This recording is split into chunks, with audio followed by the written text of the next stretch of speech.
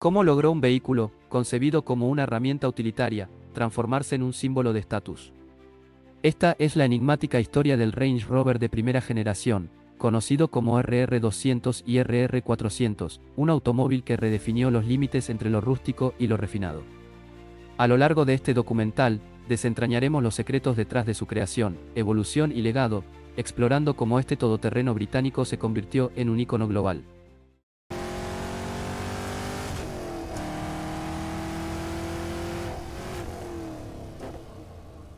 En la década de 1960, el panorama automotriz británico estaba dominado por vehículos utilitarios como el Land Rover Series, diseñados para tareas agrícolas y militares. Sin embargo, surgía una nueva demanda, un vehículo que combinara la robustez todoterreno con el confort de un automóvil de pasajeros. En respuesta, los ingenieros Charles Spencer, Espen King y Gordon Bafford comenzaron a trabajar en un proyecto que inicialmente se denominó Velar, un nombre derivado del italiano velare, que significa velar o ocultar, utilizado para mantener en secreto el desarrollo del nuevo modelo. El primer prototipo funcional se construyó en 1967, y tras años de pruebas y ajustes, el Range Rover fue presentado oficialmente en junio de 1970.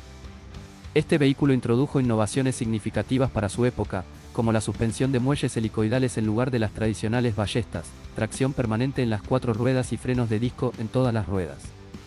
Estas características le otorgaban una capacidad todoterreno excepcional sin sacrificar el confort en carretera. La producción se llevó a cabo en la planta de Solihull, en el Reino Unido, y el modelo inicial contaba con una carrocería de 3 puertas, un motor V8 de 3.5 litros derivado de Buick, y un interior sencillo y lavable, diseñado para ser funcional más que lujoso.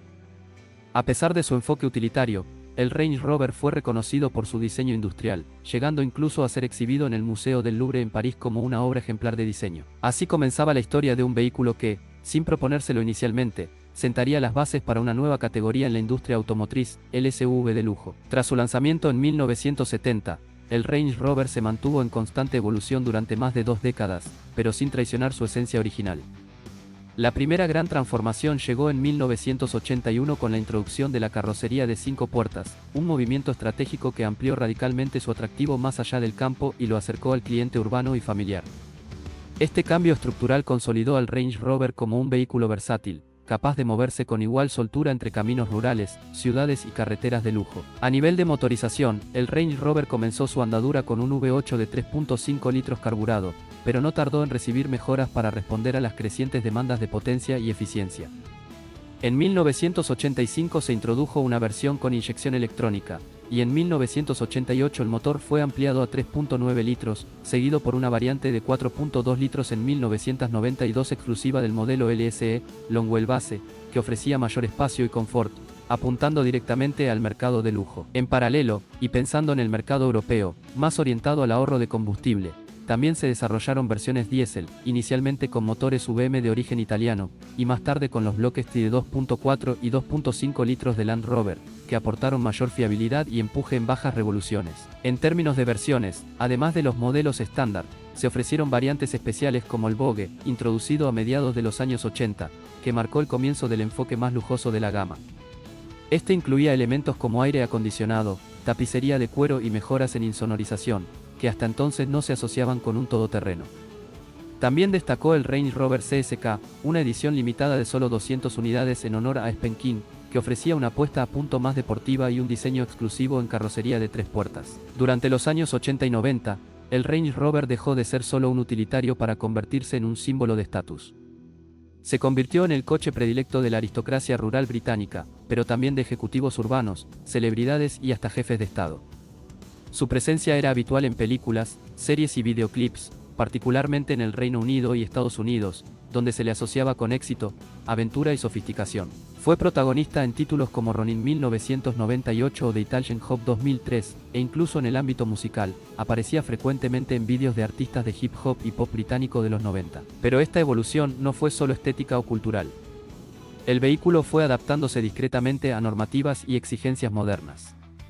A partir de 1986 incorporó el sistema ABS, una rareza en todoterrenos de su época.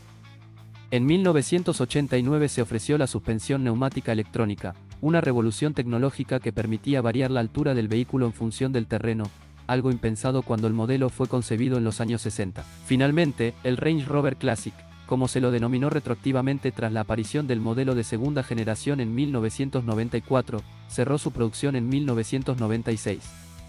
Para entonces, más de 317.000 unidades habían sido fabricadas, dejando una huella imborrable en la historia del automóvil.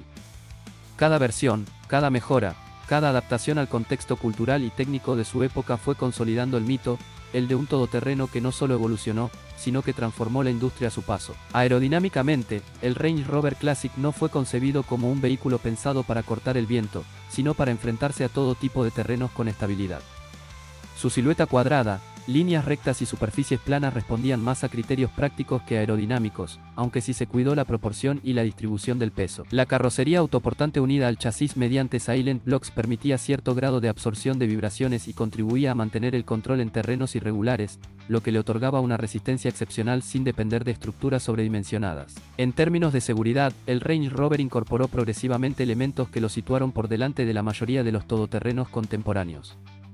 El bastidor de largueros en escalera le confería una estructura sólida en caso de impactos, y aunque inicialmente carecía de elementos como airbags o zonas de deformación programada, su rigidez estructural era notable.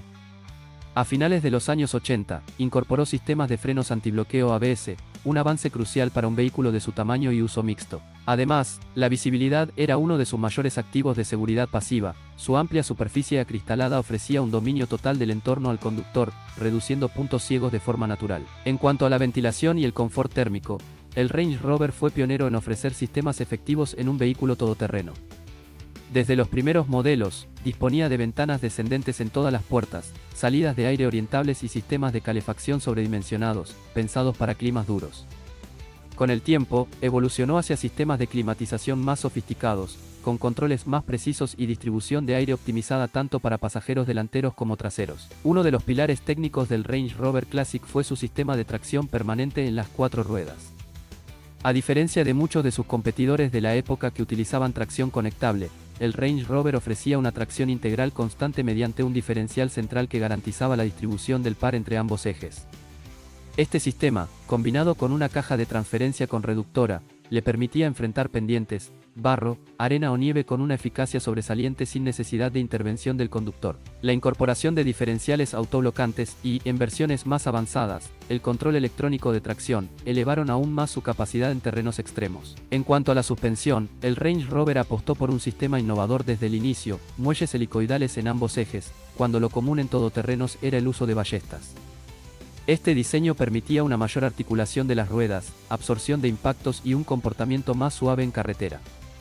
Con los años, se introdujo la suspensión neumática electrónica en determinadas versiones, permitiendo al conductor modificar la altura del vehículo en función del terreno, optimizando así el ángulo de ataque, salida y ventral. Este sistema mejoró no solo las capacidades off-road, sino también el confort y el acceso al vehículo en entornos urbanos. El equilibrio entre tracción, suspensión flexible y estructura sólida convirtió al Range Rover en un vehículo singularmente competente en todo tipo de escenarios. Su primera gran incursión en el ámbito deportivo llegó apenas una década después de su lanzamiento, cuando en 1979 participó en la primera edición del Rally París-Dakar.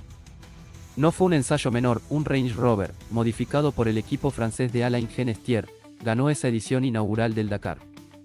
Este triunfo marcó un antes y un después, posicionando al Range Rover como una máquina todoterreno con posibilidades reales en el deporte extremo, a pesar de competir contra vehículos más ligeros y especializados. El vehículo, aunque preparado, conservaba su esencia original, motorización V8, tracción integral y carrocería de aluminio, elementos que resultaron decisivos para soportar las condiciones implacables del desierto africano. Durante los años siguientes, el Range Rover siguió participando en múltiples ediciones del Dakar, muchas veces dentro de equipos privados o bajo patrocinio de preparadores especializados como D'Angelo Toleman.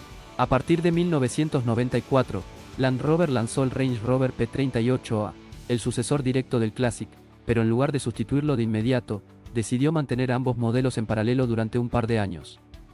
Esto generó confusión en el consumidor y la comparación entre ambos acentuó las carencias del modelo original. Frente al P38A, el Classic parecía definitivamente desfasado en confort, tecnología y presencia. El cese definitivo de su producción llegó en enero de 1996, después de más de 25 años en el mercado. Había cumplido su ciclo. No por falta de legado, sino porque el mundo al que había nacido ya no existía. Sin embargo, su legado se niega a morir, y aún sigue reinando en los garajes y corazones de quienes han decidido conservar este modelo como parte de su rutina, su esencia y su familia.